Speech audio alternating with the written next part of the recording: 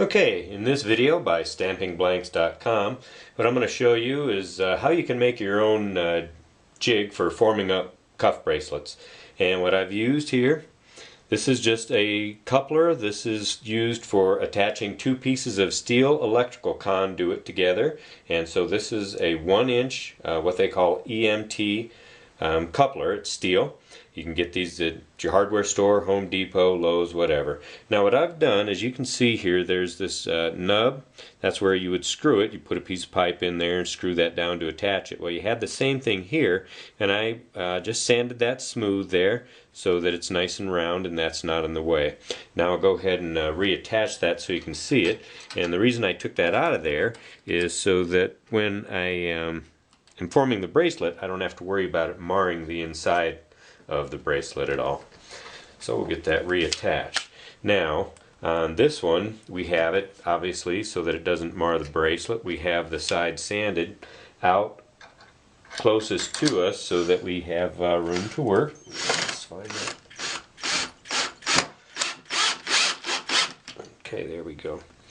And now on the other one, this one sticking out here is more for trying to find. Let me talk after I'm done drilling. It's probably a bit noisy. Okay. The purpose of this here is just to kind of fine tune it after we have bent it. In a previous video we stamped this. I've got the Sharpie on there, and we saved this protective film.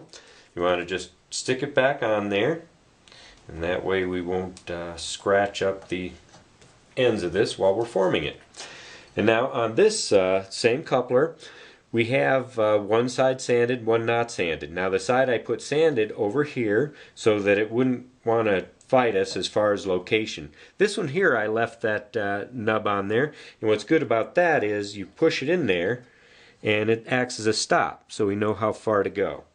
So you just put that in there, and when I attach this one here, you can get this again, Home Depot may not have them loose, but your hardware store will. They're called steel shims, and I have one here the full length, and that way the bracelet blank won't dig into the wood surface. And then there's another one that's on top of this, in between, sandwiched in between this one that you can see here, and then in between the coupler. And what that is for, you want that to be just a little bit wider or thicker than the material of your cuff bracelet. That allows you to slip that in there, and then you just bend it around like that. Then the other thing I did was I actually notched out the 2x4 there on the back side so that you have room. The first bend is not a problem. It's this bend here that if you didn't have that, you'd have a little bit of a problem being able to go far enough in your rotation. Whoops, slipped out of there. There we go, I wasn't in quite far enough. So anyway, we're back in there, and then we just finish forming that around. And there's your cuff bracelet. And as you can see, it's a little bit flat right here. So that's what you use this guy for. You can just use that to kind of form it, and you can push down. Probably is better than lifting up on it. And I probably could have tightened that up a little tighter in there. Oh well, it worked. Worked pretty good, in fact. We're going to even tighten this side a little bit more. And there we go. Matches pretty good. Pretty easy.